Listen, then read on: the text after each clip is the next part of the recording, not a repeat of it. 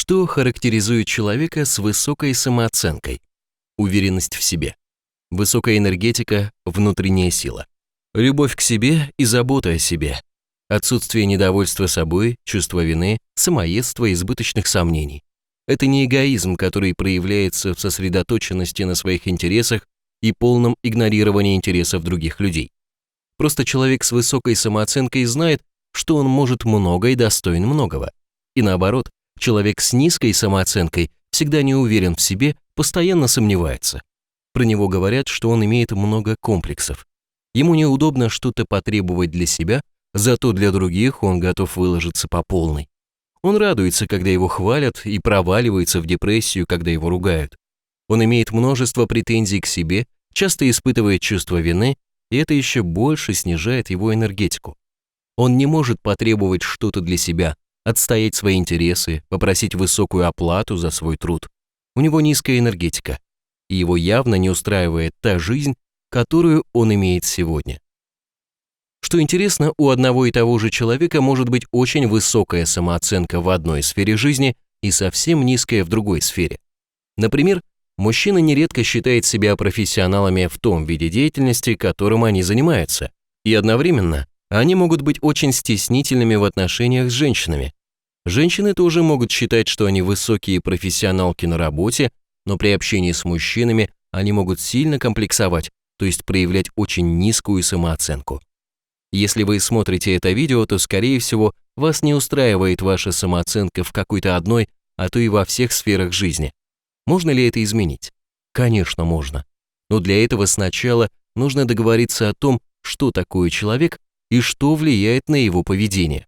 На данном сайте принята за основу модель, согласно которой каждый человек находится под управлением сразу 4 центров, каждый из которых решает свои задачи. Человек очень сложное и очень совершенное существо. Например, вы можете не знать, что вы носите в голове 2 самостоятельных мозга.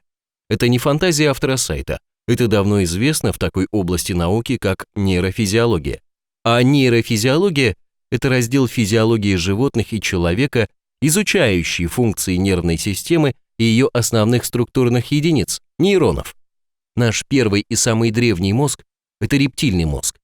В самом общем виде он обеспечивает нашу защиту и продолжение человеческого рода. Нейрофизиологи считают, что возраст рептильного мозга свыше 2 миллионов лет. Это наш центр обеспечения безопасности. Второй мозг называется новый мозг или неокортекс. Еще он называется кора головного мозга. Он имеется в неразвитом виде у млекопитающих животных и в развитом виде у человека. Нейрофизиологи считают, что этот мозг появился у человека всего 40 тысяч лет назад. Неокортекс делится на 2 полушария. Левое полушарие нового мозга обеспечивает нам логическое, рациональное мышление, это наш разум. Это наш центр принятия рациональных решений. Правое полушарие головного мозга обеспечивает нам получение готовых решений без предварительного анализа. Стихи, картины, музыка, открытия и прочие плоды деятельности правого полушария не являются плодом анализа или синтеза. Поэтому мы назовем наше правое полушарие центром творчества. А еще у нас есть то, что называется подсознание, которое не имеет отдельного представительства в теле. В подсознании хранится то, что можно назвать нашей картинкой мира. Это наши верования, убеждения, наш опыт, наши ожидания от себя и окружающих людей, наши привычки, знания и многое другое. В подсознании все мы имеем огромное количество готовых программ поведения на все случаи жизни. Эти программы мы закладываем в себя в ходе нашего развития и воспитания. Именно эти программы создают отличие одного человека от другого. На сегодня ученые предполагают, что все эти данные хранятся в узлах нашей нейронной сети. Это 4-й центр управления нашим поведением в повторяющихся ситуациях. Назовем его центр готовых решений. Все особенности нашего характера записаны в подсознание в виде набора команд, которые наше тело выполняет автоматически, не используя наш разум. Теперь вернемся к такому понятию, как самооценка. Она обозначает, как мы оцениваем себя, насколько мы любим и одобряем себя. У человека с высокой самооценкой в подсознании с помощью специальных кодов записан набор команд, которые в переводе на понятный нам язык означают «я всегда люблю и одобряю себя». Я уверен, что я все делаю правильно. Я самодостаточен и независим от мнения окружающих людей. Жизнь прекрасна, и я смогу достичь в ней многого. А у человека с низкой самооценкой в подсознании записан совсем другой набор команд для исполнения. Я ничего не стою, я ничего не могу. Я не могу любить себя, я завишу от того, как ко мне относятся окружающие люди. У меня ничего не получается. Я все могу только испортить. Я в этом виноват. А дальше наш организм просто автоматически исполняет эти команды, не спрашивая нашего разрешения. Мы так устроены. Но вся разница между человеком с высокой и низкой самооценкой состоит лишь в разном наборе поведенческих программ, они же убеждения, которые он сам когда-то заложил в себя. Откуда в нас берутся качественные и сбойные программы нашего поведения? Очень многое зависит от воспитания. Ребенок рождается с чистым подсознанием, где не прописаны программы его будущего поведения. Если ему повезло, он рождается в благополучной семье, где родители любят его и закладывают в него слова о том, что он умный, красивый, успешный и так далее. Эти слова одобрения становятся программами его будущего поведения. Из него вырастает человек с хорошей самооценкой.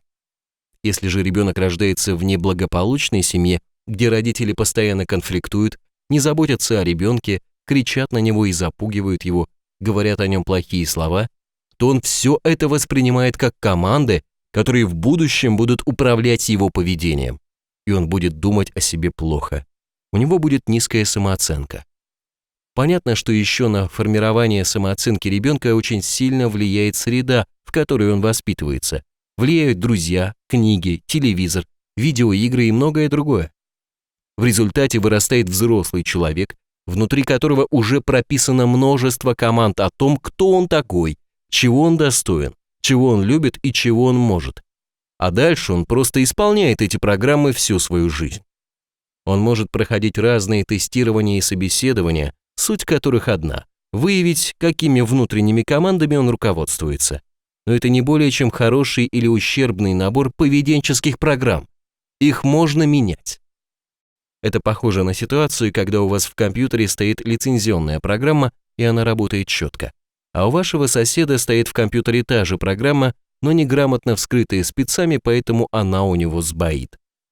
Точно так же у вас может стоять хорошая или сбойная программа вашего поведения, но вы не обязаны всю жизнь руководствоваться только этими сбойными программами поведения и иметь низкую самооценку. На самом деле, вы сами можете поменять свои внутренние команды на такие, какие вам хотелось бы иметь. Это возможно, просто вам никто не рассказал, как это правильно сделать. В этом разделе вы получите инструменты для того, чтобы производить нужные вам изменения вашей самооценки самостоятельно. Это непросто, поскольку природа поставила хорошие защитные механизмы, чтобы мы не делали необдуманные и поспешные изменения. Вы узнаете, как можно обходить эти защитные механизмы, но все равно вам придется потрудиться, чтобы изменить себя. Теперь вы знаете, что неустраивающая вас самооценка – это не более чем набор ваших убеждений о себе, хранящийся в вашем центре готовых решений. Эти убеждения можно изменить, если действовать по правильному алгоритму. Этот алгоритм приведен на экране. Сначала нужно определить, чем именно вы недовольны в себе, что вы хотели бы изменить.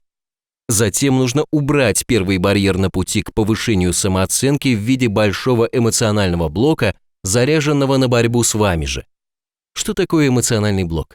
Это результат деятельности вашего первого центра управления вашим поведением, то есть вашего рептильного мозга. Ваш рептильный мозг в целях вашей защиты постоянно отслеживает, все ли правильно происходит с вами и с окружающим миром.